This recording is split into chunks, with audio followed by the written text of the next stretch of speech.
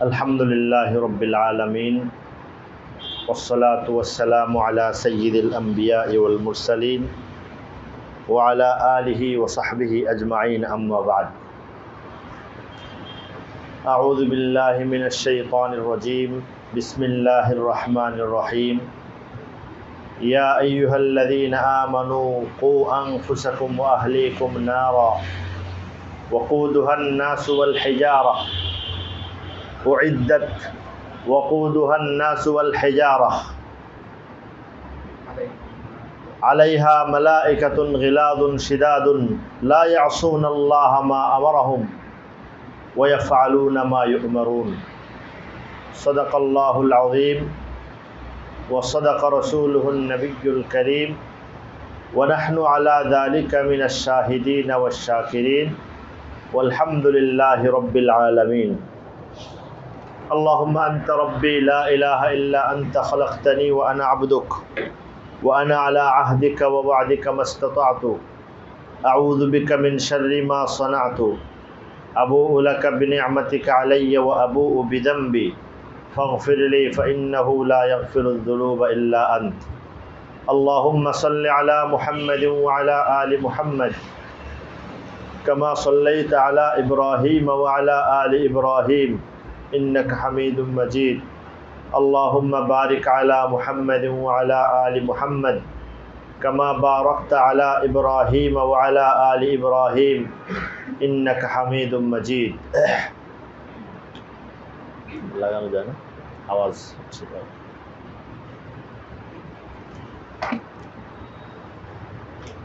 मोहतरम हाजिरीन, अल्लाह तालार मेहरबानी, अल्लाह पाक रब्बुल आलमीन আমাদেরকে মজলিসে একত্রিত হওয়ার তৌফিক দিয়েছেন। আমরা আল্লাহর শুকর আদায় করে বলি আলহামদুলিল্লাহ। ছোট ছোট কয়েকটা কথা। একটা হলো আজকের এই মজলিস আমাদের এখানে নাম দিয়েছেন দ্বীনি মাসিক দ্বীনি মাহফিল। এটার উদ্দেশ্য কি? আমরা জানি দ্বীন এবং দ্বীনি দাওয়াত, মানুষকে দ্বীনের টাচে রাখা, দ্বীনের টাচে থাকা, এর অনেক ধরনের প্রক্রিয়া হয়, অনেকভাবেই হয়। আল্লাহ তাআলা উলামায়ে কেরামদেরকে যুগে যুগে উলামায়ে কেরামগণ দাওয়াতের যত প্রক্রিয়া অবলম্বন করে এর মধ্যে একটা অত্যন্ত সক্রিয়, কল্যাণবাহী অথচ খুব সাধারণ,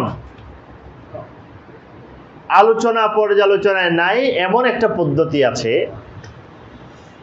সেটা হলো, দেখেন আমাদের দেশ বলেন, দুনিয়া বলেন, যেখানেই বলেন, দ্বীনি দাওয়াতের একটা তরিকা। যেমন ধরেন নানা জায়গায় যারা দ্বীনের ইলম বহন করছেন, উলামায়ে কেরাম আছেন, সংখ্যায় কত আল্লাহ ভালো জানেন।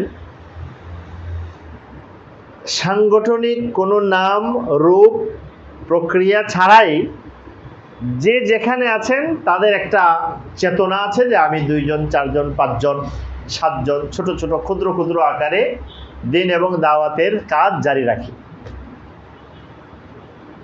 এতে হয় কি, বৃহৎ বহু ধরনের দাওয়াতি তালিমি পন্থা আছে, প্রতিষ্ঠান আছে। প্রতিষ্ঠান বন্ধ হয়ে গেলে কাজ বন্ধ হয়ে যায়। বিভিন্ন সাংগঠনিক রূপ থাকে, এটা বন্ধ হয়ে গেলে কাজ বন্ধ হয়ে যায়। কিন্তু যেখানে আলেম আছেন, দায়ী আছেন, পৃথিবীর যেখানেই থাকেন, কোনো আলোচনা পর্যালোচনা ছাড়া ছোট ছোট দ্বীনি কার্যক্রম নিয়ে থাকেন, এটার উপরে ইসলামের দুশ্মন শত্রুদের নজরও পড়ে কম। আর এই কাজ কোনো সময় কোনো অবস্থায় বন্ধ হয় না, কোনো সময় কোনো অবস্থায় বন্ধ হয় না। ব্রিটিশরা পারে নাই, হ্যাঁ, এমনকি ধরেন রাশিয়ায় সোভিয়েত ইউনিয়ন পারে নাই, পৃথিবীর কোনো জায়গায় পারে না। সেটা হলো আমাকে আল্লাহ তাআলা দ্বীনের কিছু বুঝ দিয়েছেন, আমি যেখানে পৃথিবী থাকবো, যেখানেই থাকবো, ওখানে 2 জন 4 জন 5 জন, বড় আয়োজন, বড়, ওগুলোর তো কাজ আলাদা। কিন্তু ক্ষুদ্র ক্ষুদ্র আকারে দিনের তালিম, দিনের চর্চা, দিনের নসিহতের ধারা জারি থাকবে, যেটার খুব উল্লেখযোগ্য প্রচার প্রসারও নাই, কিন্তু কাজ চলছে। তো আপনি ধরেন আমাদের প্রফেসর হামিদুর রহমান সাহেব রহমতুল্লাহ আলাইহি হয়ে গেছেন, এরকম আমাদের বুজুর্গ আলেমদের মধ্যে এই ধরনের ছোট ছোট দিনী মাহফিলের একটা রওয়াজ, প্রচলন ব্যাপক ছিল, এখনো আছে কম বেশি, যেটার উল্লেখযোগ্য খুব প্রচার নাই, কিন্তু কাজ আছে প্রচুর। মনে করেন আমরা মহানগরবাসী যদি মনে করি যে আমরা একটা বড় একটা দিনী মাহফিল করব এখানে মহানগরে, তো অনেক আলোচন, অনেক লোক দাওয়াত দেওয়া, অনেক টাকা পয়সা লাগে, অনেক পেরেশানি করে বছরে একটা, এরপরে এখানে একটা এরকম হয় 4-5 ঘন্টা ব্যাপী একটা সময় আয়োজন থাকে। এরপরে ওখানে এলাকায় করার জন্য অনেক মানুষের ডিস্টার্ব হয়, আওয়াজ, লাইট, মাইক, কত রকমের কত কিছু হয়। সব মিলে দেখা যায় যে একজনের আধা ঘন্টা 20 মিনিট দিনই আলোচনা শোনারও অনেকের কি হয় না, সুযোগ। ঠিক একই জায়গায় কম চেষ্টায়, কম মেহনতে যদি বছরে 12টা হয়, বছরে কি হয় 12টা হয়, 12টার মধ্যে আধা ঘন্টা করে আমি শুনি, দেখা যায় এটার দ্বারা অনেক সময় অনেক বেশি ফায়দা মানুষ পেয়ে যায়। কোনো শ্রম নাই, মেহনত নাই, পেরেশানি নেই, কাজ হয়ে গেছে। আলহামদুলিল্লাহ মসজিদগুলোতেও এখন জুমার আগে পরে তাফসিরে নানা প্রক্রিয়ায়ও দিনী তালিম দাওয়াতের ধারা জারি থাকে। এর বাইরেও এই প্রক্রিয়াটা জরুরি এবং সুন্দর ও মফিদ। মসজিদে যেটা হয়, জুমার সময় অনেকে হলো জুমার নামাজের জন্য আসেন, তো এই জন্য আটকা, কিন্তু শুধুই যে 2টা কথা শেখার জন্য আলাদা টাইম বের করে আসা, এটার যে আল্লাহর কাছে দাম, এটার যে মর্যাদা, ওখানে আমি নামাজ পড়ার জন্য আসছি, নামাজের সওয়াব আছে, মসজিদে আছে সওয়াব আছে, কিন্তু আমি আজকে আমার প্রোগ্রাম ক্যান্সেল করে, প্রোগ্রাম বাদ দিয়ে আলাদা প্রোগ্রাম করে আমি আধা ঘন্টা সময়ের জন্য, 2 ঘন্টা 1 ঘন্টা সময়ের জন্য বরাদ্দ করেছি, এর প্রত্যেকটা মিনিটে মিনিটে আমি ফায়দা পাবো। এবং বড় ফায়দা হলো এই যে একটা চিন্তা, আগ্রহ, এটা মানুষের মাইন্ডে, মনে এক ধরনের একটা পরিবর্তন আনে। তো এই জন্য আমরা অনেক দিন থেকেই চাচ্ছিলাম যে ছোট ছোট এই মাহফিলগুলোর একটা ধারা চালু করা, এবং এখানে বুজুর্গ আলেমদের একজন একজনকে, আমি তো আছি আপনাদের এখানে, এক এক দিন এক একজনকে আধা ঘন্টা 20 মিনিট, আধা ঘন্টার সময় তাদের নসিহত এবং তাদের নেক নজরের জন্য দাওয়াত করব। এই প্রক্রিয়াটা শুরু হোক। আলহামদুলিল্লাহ আজকে এটার সূচনা আমরা আসলে ওইভাবে ইচ্ছা করি প্রচার করিনি। যেমন অনলাইনে প্রচার দিলে অনেক দূর দূর থেকে আসতে চায় মানুষ, আসে, এরপরেও এসেছেন বেশ কয়েকজন। আবার এখানেও আমি জুমার দিন বলে নেই, তাহলে আমরা এখানে সবাই আসলে জায়গাও দিতে পারবো না। তা আমাদের আজকে মুখ্য বিষয় একটু ছিল যে মুআসসাসা ইলমিয়ার আমাদের এই মাকতাবের যে বাচ্চারা এখানে পড়ছেন, তাদের অভিভাবকদেরকে সামনে রেখে আজকে আমরা এটার সূচনা এবং উদ্বোধনটা হোক। সামনে যদি বড় আকারে হয় তাহলে আমাদের মসজিদে ইনশাআল্লাহ কাছাকাছি আসে, ওখানে শুরু করব। এবং সাথে আরেকদিন ডেট করে আমাদের মা বোনদের জন্য এখান থেকে আলোচনা হবে বা নিচ থেকে আলোচনা হবে, এখানে তারা শুনবেন, তাদের জন্য আলাদা একটা মজলিস সপ্তাহে একদিন করব। এটার ফায়দা উপকারিতা নিজেরাই ইনশাআল্লাহ উপলব্ধি করবেন, আল্লাহ তাআলা তৌফিক দান করেন। আপনারা কি এটাতে খুশি তো নাকি? ইনশাআল্লাহ আল্লাহ তাআলা এই উসিলায় যদি কিছু বুজুর্গ আলেম ওলামাদেরকে আনার, দেখার, কথা শোনার তৌফিক দেন, এটা আমাদের জন্য ইনশাআল্লাহ সৌভাগ্যের কারণ হবে। দ্বিতীয় কথা, আমাদের এখানের এই ওই যে কেফাতুল মজিদ 10 নম্বর খণ্ডটা আসছে, আমার টেবিলে রাখা আছে, নিয়ে আসো। আমাদের এই প্রতিষ্ঠান সম্পর্কে আগেও বলেছি, আমাদের এটা আসলে শিক্ষা গবেষণামূলক একটা প্রতিষ্ঠান। এখানে আমরা আসলে মৌলিকভাবে ইলমের ক্ষেত্রে আন্তর্জাতিকভাবে কিছু ভালো কাজ, উর্দু, আরবি, ইংরেজি, বাংলা, এগুলোর কিছু কাজ, গবেষণামূলক কাজের জন্য এই প্রতিষ্ঠানে গোড়াপত্তন হয়েছে। এবং আলহামদুলিল্লাহ এটা অনেক উঁচু মাকসাদ নিয়ে হয়েছে। ছোট ছোট কাজ চলছেও, কাজ ছোটও না, আলহামদুলিল্লাহ বড়ই। তো এটা যদি ধারাবাহিকতা রক্ষা করতে পারি আমরা, থাকে, তাহলে এর ফলাফল ইনশাল্লাহ বহুদূর যাবে। হ্যাঁ, কয়েকদিন আগে সাউথ আফ্রিকা থেকে একটা চিঠি আসছে আমার কাছে। এক ভাই আরবিতে চিঠি লিখেছেন, বড় আলেম সাউথ আফ্রিকার, ওই সাউথ আফ্রিকান উনি আমাদের এখানে প্রকাশিত এই যে কিতাব আনিয়েছি, এই কিতাব পড়ে মুগ্ধ হয়ে, এটার ধরন অবস্থা পড়ে মুগ্ধ হয়ে আমাদের কাছে চিঠি লিখেছেন যে অসাধারণ একটা কিতাব উপহার দিয়েছে। আলহামদুলিল্লাহ, বাংলাদেশে ক্ষুদ্র মহানগরে এটা বাসার মধ্যে বসা, এটার ইলমের দাওয়াত দক্ষিণ আফ্রিকায় কি হয়েছে, পৌঁছে গেছে অল্প কিছুদিনের ব্যবধানে। তিরমিজি শরীফের আরবি ব্যাখ্যা গ্রন্থ, এটা 10 নম্বর ভলিউম, এটা আজকে আমার কাছে এসে পৌঁছেছে। আমি যখন আসছি আজকে প্রেস থেকে এসেছে। এটা অনেক বড়। আমাদের মৌলানা আব্দুল মতিন সাহেবের আরও আগে আসছেন, আপনারা দেখেছেন ওনার কাজটা। বাকি এখানে আমাদের মৌলানা সাহেব আছেন, তারা সব রেডি করে প্রস্তুত করে একদম আকারে করেন। এটা ইলমের একটা বড় খেদমত।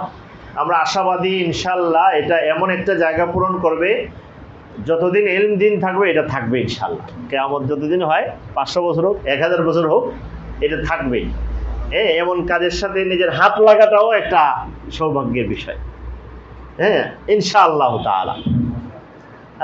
তো এই ধরনের কিছু কাজ এখানে হচ্ছে। এর সাথে আমরা হঠাৎ আরও অনেক দিন থেকেই চিন্তা করতেছিলাম, আমাদের ইমাম সাহেব আছেন, মৌলানা রফিক সাহেব আছেন না? আছেন। তো বাচ্চাদের যে এখানে বাচ্চাদের পড়ার জন্য একটা ভাবলাম, একটা জায়গা আছে, স্পেস আছে এখানে, বাসা ইয়ারে বলছিলাম নাকি মৌলানা সাইকুল সাহেবকে? নাই, উনি ঢাকায় নাই। আচ্ছা, তো চিন্তা করলাম বাচ্চাদের পড়ার জায়গা যেহেতু আছে, এটার একটা কাজ শুরু করলে ভালো হয়। আপনাদের মসজিদে বারবার আমি কয়েকদিন বলেছিও, আমার দিলটা খুব প্রশান্ত হয়ে গেছে আলহামদুলিল্লাহ। প্রায় 100-র উপরে, কতজন পর্যন্ত ভর্তি হয়েছে? 130 জন, 130টা বাচ্চা এখানে ভর্তি হয়েছে মক্তবাকায় পড়ার জন্য। তো এটা কিন্তু বিশাল একটা জিনিস। এই ক্ষুদ্র এলাকার এই বাচ্চাদের কোরআনে কারীম পড়ার জন্য এখানে আসা, এটা আমরা করতে পেরেছি, এটা আমার অনেক ভালো লাগছে। আমার এটা অনেক বড় কাজ, মুআসসাসা ইলমিয়ার মূল কাজ অনেক বড়।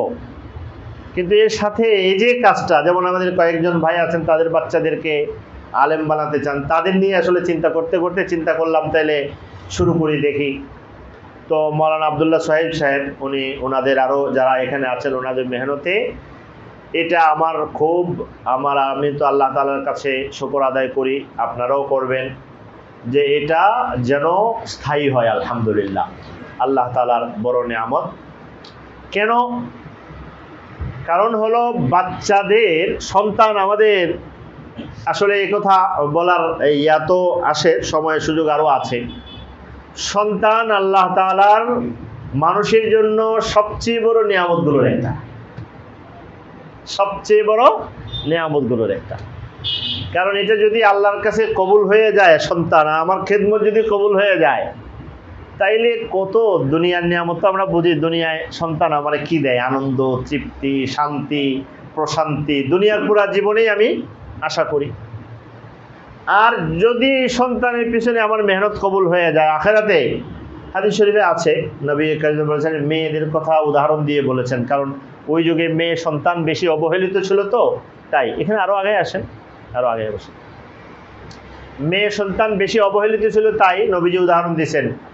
এক পর্যায়ে বলেছেন, একটা মেয়েকেও যদি কেউ ভালো করে প্রতিপালন করে, দিন এবং দিনের জরুরি জিনিস শেখায় আল্লাহ, তার ওসিলে আল্লাহ তারা জান্নাত দিয়ে দেয়।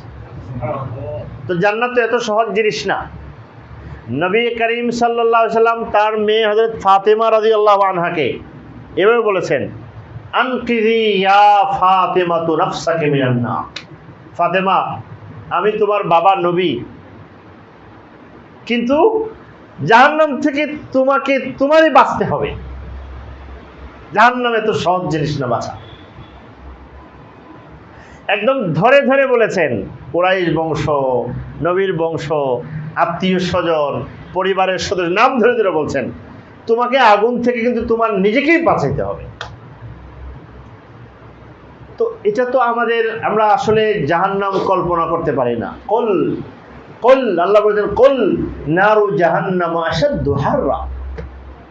জাহান্নামের আগুনের উত্তাপ বড় বেশি, এটা মানুষ কল্পনা করতে পারে না।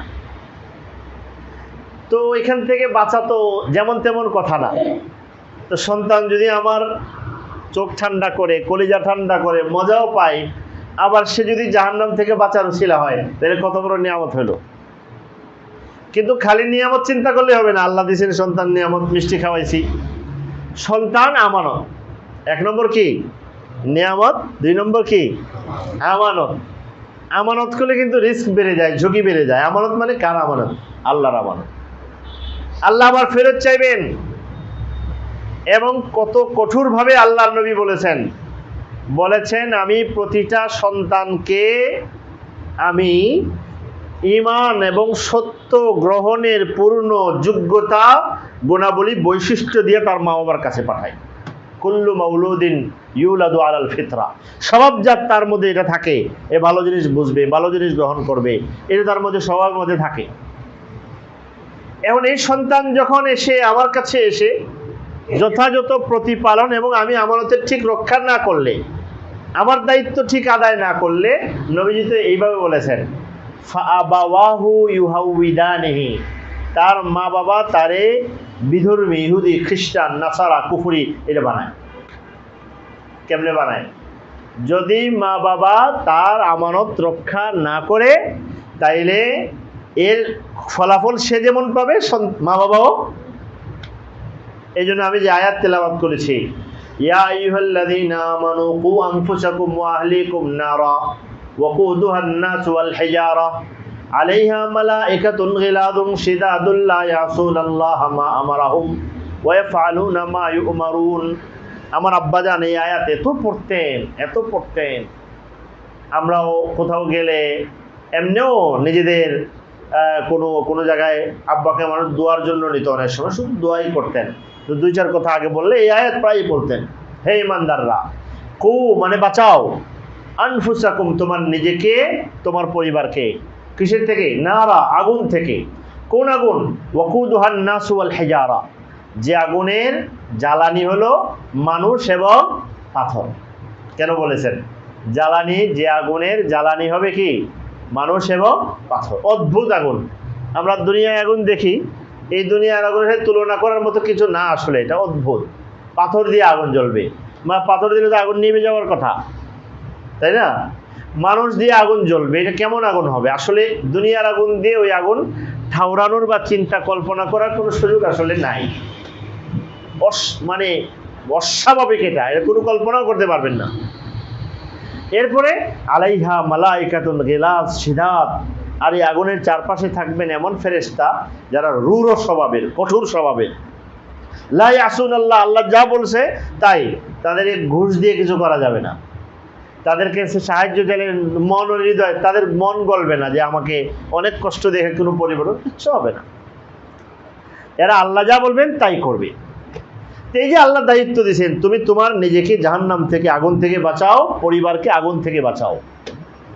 আমরা আফসোস, মানে বুকে হাত দিয়ে যদি বলি, আমার পরিবার সন্তানের ভবিষ্যতের জন্য, তার খাওয়ার জন্য, রুজির জন্য, সংসারের জন্য, থাকার জন্য, ভালো একটু থাকার জায়গার জন্য, বাড়ির জন্য, মাটির জন্য, জমির জন্য, আরামের জন্য কি না করি আমরা। এমনকি একটা সন্তানকে স্কুল কলেজের জরুরি পরিমাণ পড়ানোর জন্য কি না করি আমরা। কিন্তু আমি ইনসাফের সাথে যদি আল্লাহর সামনে চিন্তা করি আর বলি, আল্লাহ আমি তো তার দুনিয়ার আরাম, এটা নাজায়েজ না, হারাম না, ওটার জন্য আমি তার জন্য আমার কি পরিমাণ ব্যয় করেছি, কষ্ট, শ্রম, মেহনত। আর এর বিপরীতে সে যেন ঈমান নিয়ে দুনিয়ায় থাকতে পারে আর বাকি জীবন। আমার হাতে বাচ্চা কয় বছর? আপনার হাতে এখন বাচ্চারা কয় বছর মা বাবার হাতে? 10 বছরও থাকে না। কারণ একটু চোখ মুখ ফুটে গেলে পরে এরপরে মা বাবার তার খেয়াল খুশি চিন্তা করে কি করতে হয়? চলতে হয়। আর একটু ভালো হইলে হলো 15-20 বছর, আইনে হইলো 18 বছর, না হয় 20-25 বছর। এরপরে আফসোস লাগে না? একটা সন্তান যখন মায়ের কোলে আসে, ছেলে হলে মেয়ে হলে, আপনাদের এখানে অধিকাংশই বাবা বুঝেন, তখন মা বাপ কিন্তু সন্তানের ভবিষ্যৎ নিয়ে কত চিন্তা করে। একটু বড় হইতে থাকে, যেমন একটা উদাহরণ হিসেবে ধরেন, যেটা এখন বেশি হয়, মা বাবা একটু বড় হলেই সন্তান নিয়ে চিন্তা করে এর একটা ভালো বিয়ে দেবে, কত কল্পনায় নিয়ে থাকে।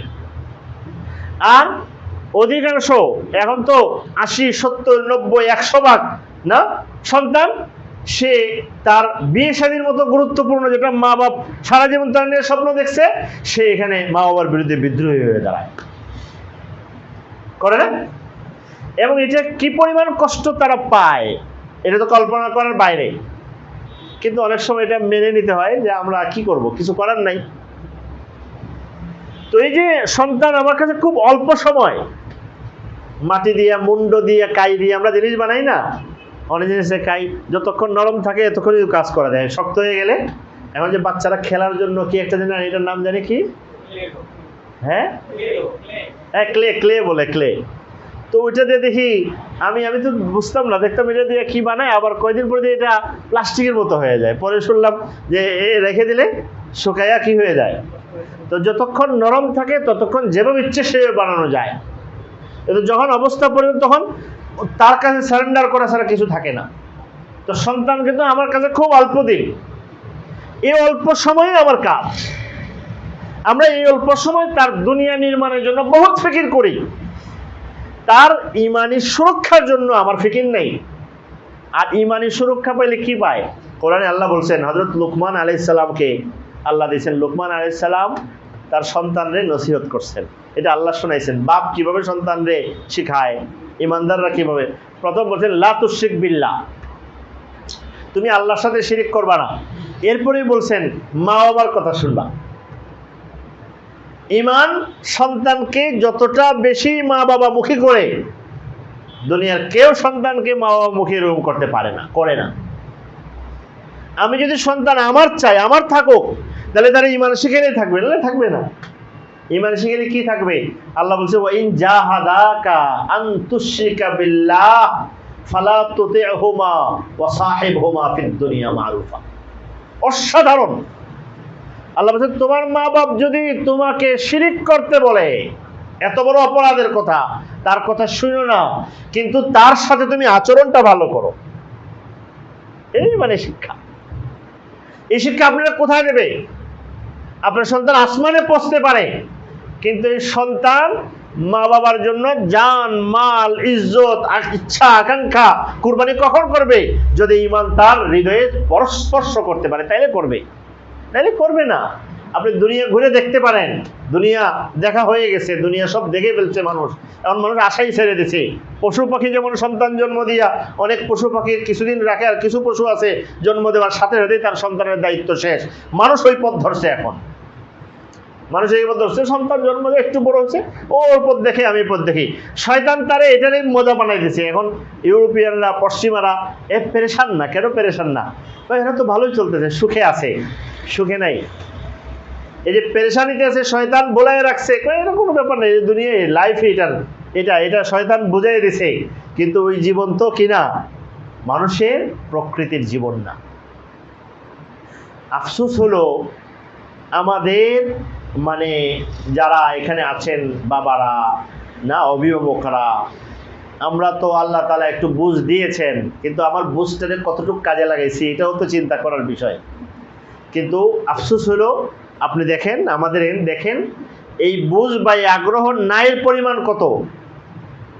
এই অঞ্চলে শিশু বাচ্চার সংখ্যা কত? আমি 100 জন পাইয়া খুশি, এটা ঠিক আছে, 100 জন পাইয়া খুশি, কিন্তু শিশু কি 100 জন? কত শত? এবং এই শিশুর পিছনে কত ঘন্টা মা বাবার সময় যায়?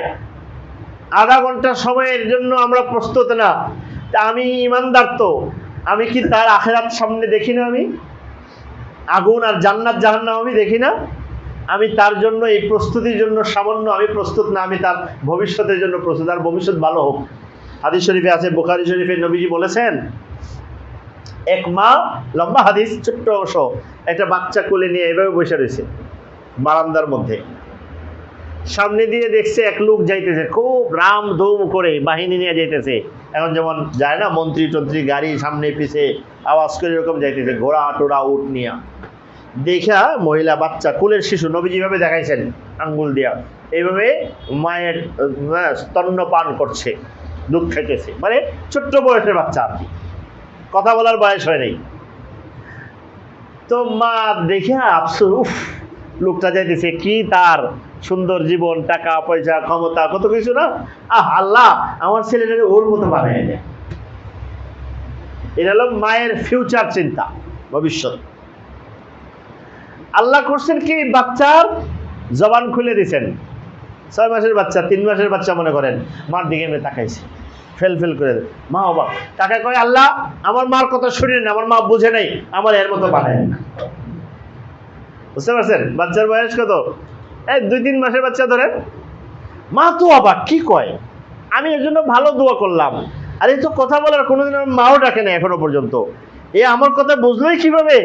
আবার আল্লাহরে নিষেধ করে দিল যে আল্লাহ দিয়েন না, আবার বললো যে আল্লাহ এর মতো আমারে বানায়েন না, আমার মা তো বুঝে নেই। বিস্ময়কর না এ গল্প? বিশুদ্ধ সহি গল্প, নবীজি শুনাইছেন। একটু পরে একটা মেয়ে সামনে দিয়ে যাচ্ছে, বাদী তারে অনেকে শাসাইতেছে, মারতেছে, গালি বকা করতেছে। মার দেখে করছে, আহারে কার মেয়ে জানি তারে এভাবে জুলুম করতেছে। আল্লাহ আমার এর মতো বানায়েন না, আমার বাচ্চাটার এর মতো। এই বাচ্চার জবান আবার খুলে গেছে, আবার বলে আল্লাহ আমার মা বুঝে নেই, আমার এর মতোই বানায় দেন। বুখারী শরীফের রিওয়ায়াত। এখন বলেন আমি কি বলবো? আমি দেখতেছি এর জন্য দোয়া করছি, এ আল্লাহ ওর মতো বানায় দেন, আরে কয় না। আবার যেটা খারাপ লাগতেছে আমি কইছি ওর মতো বানায়েন না, আল্লাহ বলে ওর মতোই বানায়। কথা বুঝতে পেরেছেন? তো দুনিয়ার চাকচিক্য আসল চাকচিক্য নয়। দুনিয়া খালি ফুলা দেখলে, চাকচিক্য দেখলেই মনে করবো এটাই বুঝি ভালো।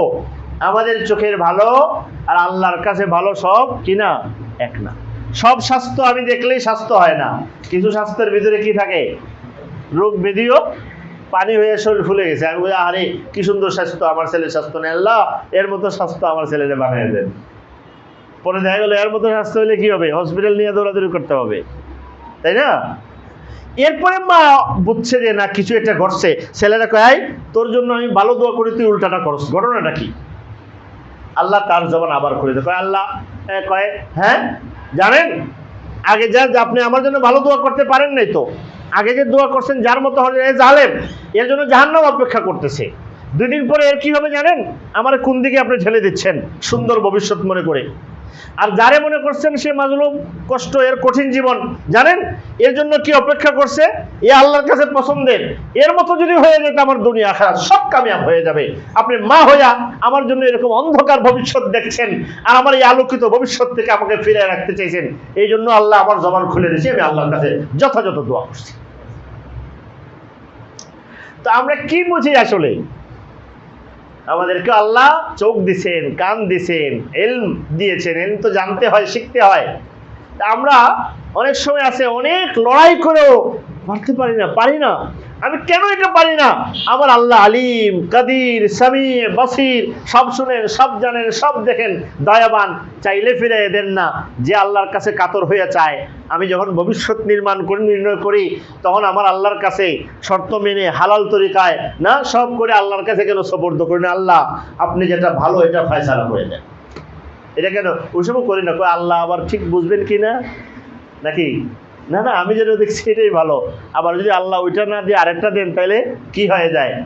আসা আন তাকরাহু শাইআন ওয়া হুয়া খায়রুল লাকুম, আসা আন তুহিব্বু শাইআন ওয়া হুয়া শাররুল লাকুম। আল্লাহ বলে দিয়েছেন অনেক জিনিস তুমি মনে করবে এটা ভালো, আল্লাহ বলেন যে না এটা তোমার জন্য ঝামেলার কারণ। আর অনেক জিনিস তুমি মনে করবে এটা খারাপ, আল্লাহ বলে এটা তোমার জন্য ভালোর কারণ। কথা বুঝতে পেরেছেন? তো সন্তান নিয়ামত, আবার কি আমানত।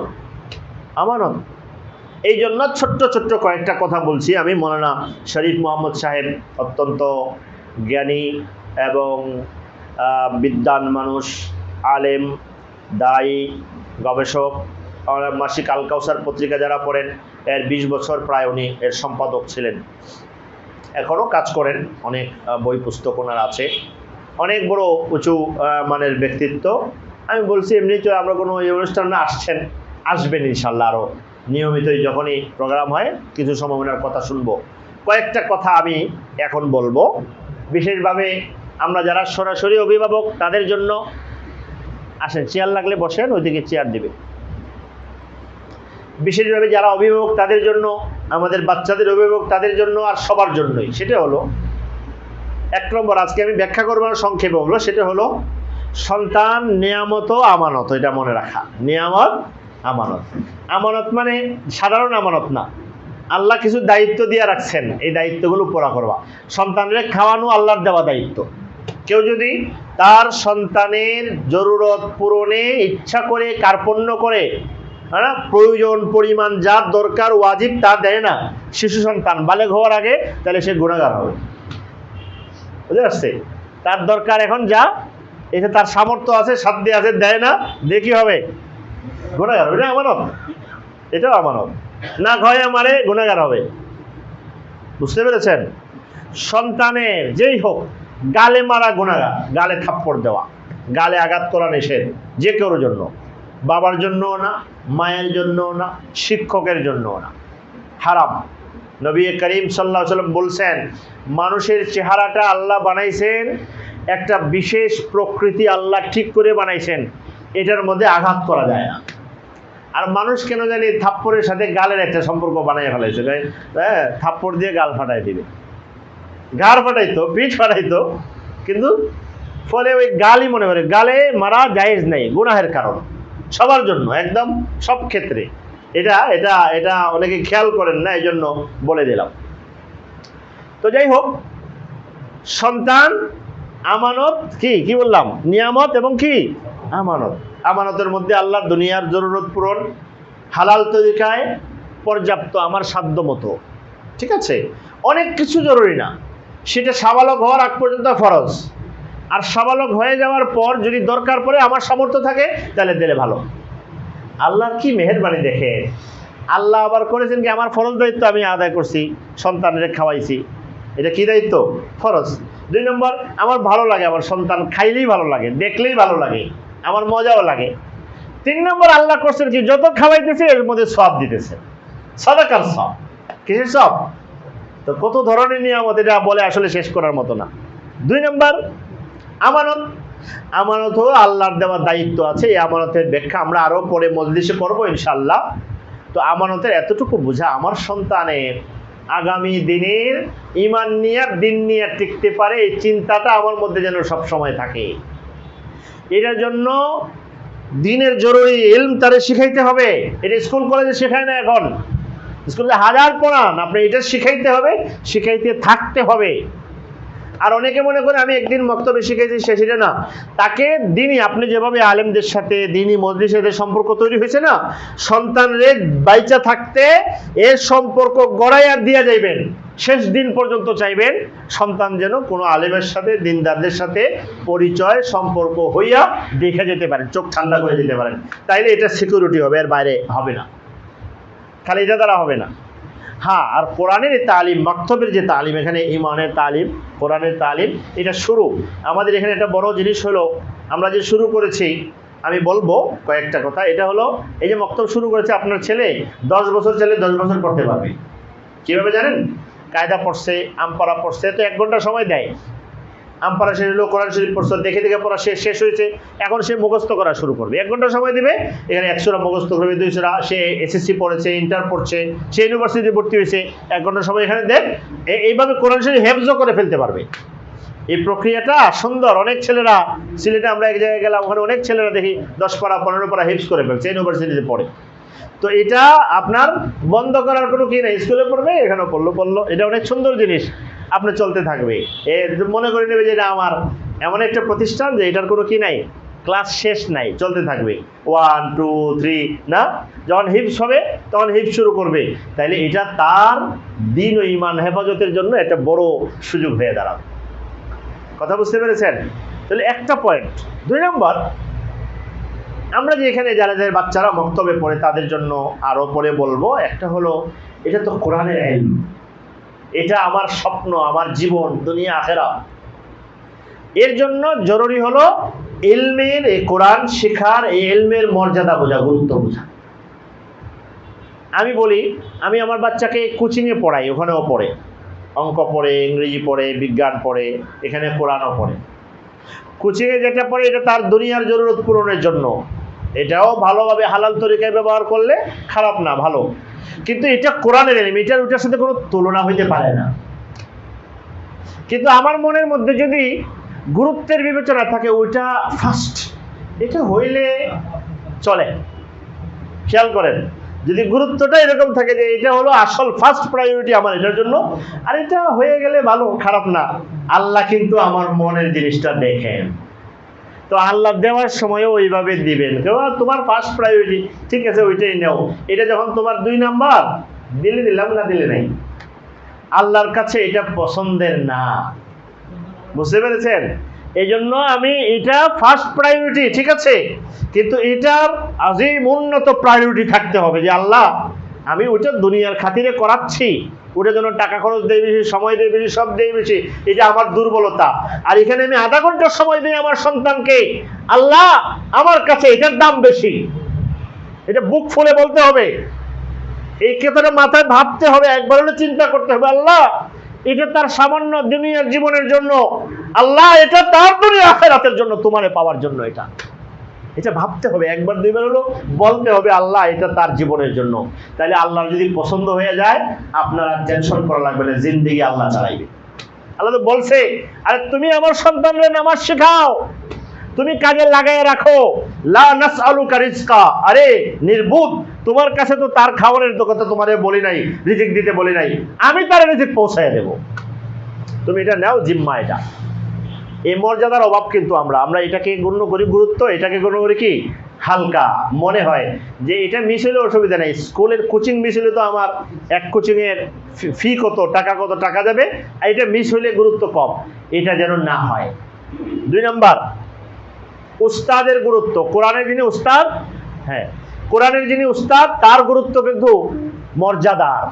বুঝে আসছে কথাটা? আমি ক্লিয়ার বলি, তো পড়াটা আমার দামি, উস্তাদদের প্রতিষ্ঠানের প্রতি একটু মহব্বত রেখেন, দোয়া করেন যে আল্লাহ এই প্রতিষ্ঠান বা এই ধরনের প্রতিষ্ঠানগুলোকে আপনি কবুল করেন, এগুলো যেন কি থাকে, টিকে থাকে সব জায়গায় হয়। এবং আপনি দাওয়াত দিবেন আপনার আত্মীয় স্বজন যে এলাকায় থাকুক, বলবেন আপনাদের বাচ্চাদের জন্য একটা পড়ার জন্য একটা সুন্দর পরিবেশের প্রতিষ্ঠান করেন, এটা আপনি ফায়দা পাইবেন। এবং নিজেদের কাজ বানিয়ে নেবেন, যার সন্তান দেখবেন ভালো মন্দ জিজ্ঞেস করে বলবেন পড়াচ্ছেন কিনা, পড়াচ্ছেন কিনা। অনেকে মনে করেন যে বাসায় রেখে উস্তাদ রেখে পড়ানো, কেউ ঠেকার কারণে পড়াইতে হয়, বা পড়ানো বেফায়দা বিফলে, এটা আমি বলছি না, কিন্তু প্রতিষ্ঠানে আইসা পড়াদার তার মধ্যে যেটা অনুভূতি জাগে, এখানে জামাতে নামাজ পড়ে এখানে বসে, বাসায় গেলে অনেকে ঠ্যাং লম্বা করে দিয়ে হুজুরের কাছে বসে পড়ে, তো দুষ্টামি করে, হুজুরের করে না, কথা বুঝেছেন? তো ওই আদব আখলাকগুলো শিখার যে প্রতিষ্ঠানেটা হয়, ওই ফায়দাটা অন্যভাবে হয় না। তো এই 2টা জিনিস বিশেষভাবে বললাম। আমাদের যারা আসেন না তাদেরকে, অভিভাবিকা যারা আছেন, মা যারা আছেন, তাদেরকেও বলা। আর তাইলে আল্লাহ তাআলা দেখবেন আপনার সন্তানকে কামিয়াব করবেন ইনশাআল্লাহ তাআলা। আরেকটা হলো আমাদের ভাষার যোগ্যতা। বাংলা আমরা কথা বলি না, আল্লাহ কিন্তু গলা এবং জবানটাকে এমন একটা মেশিন বানাইছেন যে এটার কোনো ক্লাসের মধ্যে পড়ে না, কোনো নিয়মের মধ্যে আনতে পারবে না। আচ্ছা জিহ্বার মধ্যে কয়টা ক্ষত আছে, কয়টা দাগ, কয়টা পার্ট আছে, দেখি তো কয়টা ভাষা চলবে। দুনিয়া যদি ভাষা কয়েক লক্ষ হয়, আরো কয়েক লক্ষ সৃষ্টি হয়, একই জিহ্বা থেকে কয়েক লক্ষ ভাষা আসে। দুনিয়া যদি কয়েক লক্ষ রকমের আওয়াজ হয়, একই গলা থেকে কয়েক লক্ষ রকমের আওয়াজ, বুঝে আছে? একজন আছে, সে 10-15 জন কারি সাহেব আছে, যে যেভাবে তেলাওয়াত করে সে ওই সবারটা নকল করতে পারে। কারিদের আছে না, একই গলা থেকেই। তো আমরা যে উচ্চারণ করি আইন গাইন হা হা, আল্লাহ এটা এমন এক কুদরতি মেশিন বানাইছেন, সব উচ্চারণ এখান থেকে হয়, অদ্ভুত সব হয়, সব ভাষা ওরা এখান থেকেই বের করে, একই জিনিস থেকে। হ্যাঁ, একটাই অভ্যস্ত হয়ে গেলে আরেকটা করতে কঠিন হয়। আমরা বাংলায় অভ্যস্ত হওয়ার কারণে আরবিটা কঠিন, এটা রেডি করা আয়না কঠিন। আমরা যখন বাচ্চাদেরকে দেই, অনেকের বাচ্চাদের সময় লাগে এটার জন্য, অনুশীলন করা, চেষ্টা করা, লেগে থাকা, একটা টাইম পার, প্রথম যাওয়াটা টাইম পার হয়। এটার খবরও রাখতে হয়, খুঁজও রাখতে হয়, আর সবরের সাথে দেখতে হয়। বুঝে আসছে কথাটা? যেহেতু আমাদের এখানে যারা দায়িত্বে আছেন, মাওলানা আবদুল্লাহ সাহিব সাহেব, মাওলানা শিহাব সাহেব আছেন, ওনারা আরও অন্য কাজ করেন, আসলে বড় বড় কাজ করেন।